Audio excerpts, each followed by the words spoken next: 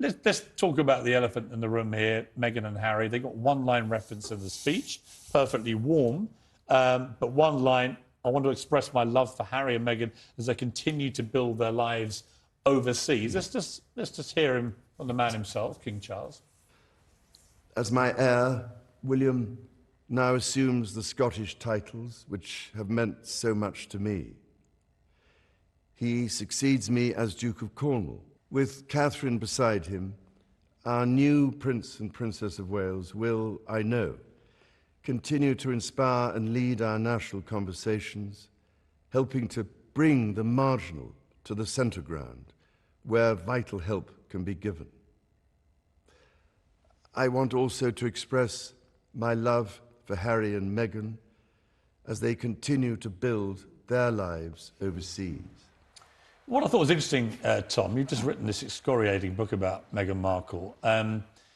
You know, he spent a lot of time painstakingly painting in the new picture of life with his heir, William, and all these titles. And he gets to Harry, there's no title, there's no Duke and Duchess of Sussex, it's just Harry and Meghan. Making me wonder if he is contemplating something his mother didn't want to do in her dotage at the end.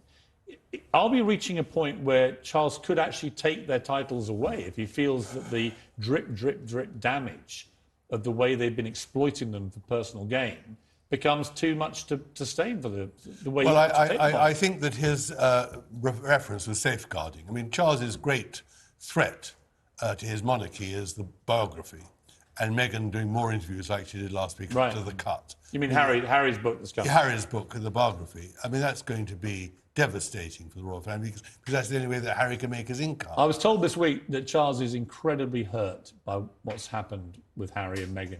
Well, he may well be hurt. But he doesn't understand it. He feels he walked her down the aisle at the wedding. He did everything he could do.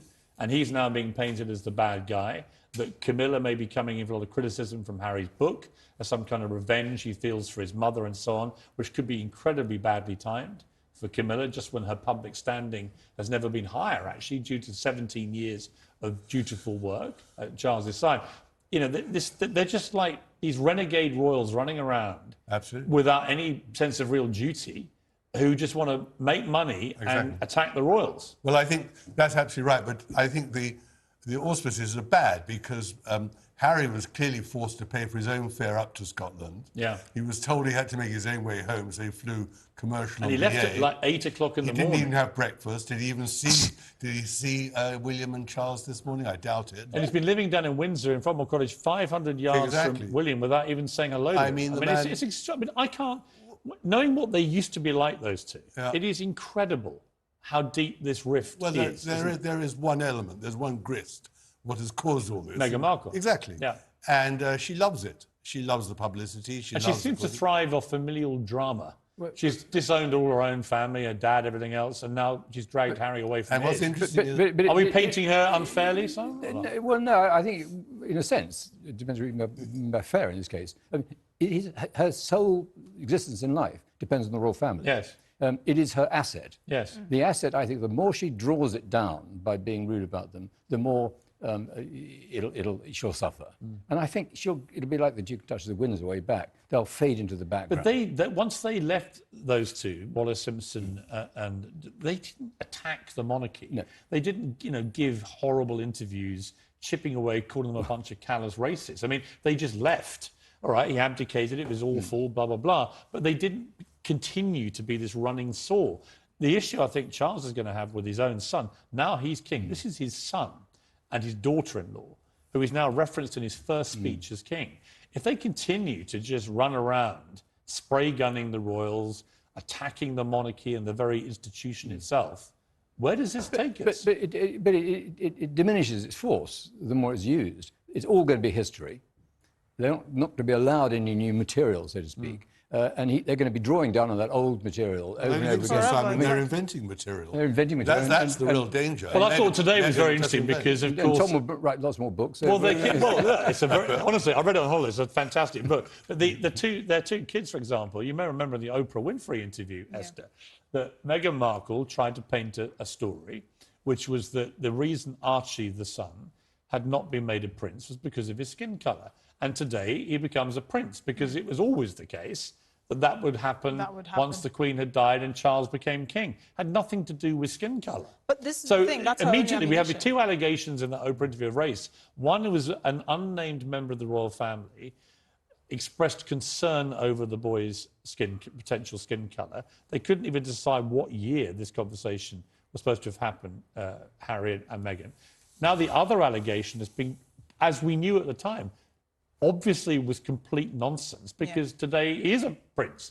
So we have this woman, biracial, spraying race smears at the royal family that they can't really respond to, none of which appear to be true. But this is the thing, she enjoys the chaos, because I often said, you know, if you're levelling these allegations at someone in the royal family for making racist remarks, name the person, because as an adult it's completely immature for you to effectively paint an entire family and institution as racist without naming the person, unless you thrive on the chaos, you thrive on tarnishing the reputation of the royal family. And you know, the last time I was Jeremy Clarkson put in his column in The Sun that he'd been told it wasn't even a direct member of the royal family who'd said this concerning comment. But I just remember that Harry and Meghan, they were 2 years apart on their timeline. I mean, Tom, you're the authority on this. They were 2 years apart in the same interview about where this And supposed to Oprah happen. Winfrey totally failed to pick up on it. She did, yeah. She just let them spew their lies. You know all about them. What's going to happen here? How does Charles manage these renegades? Well, I disagree with my good friend Simon.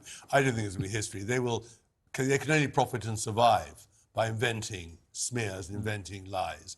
And the truth is that Charles will find it impossible to reply, because what can you say?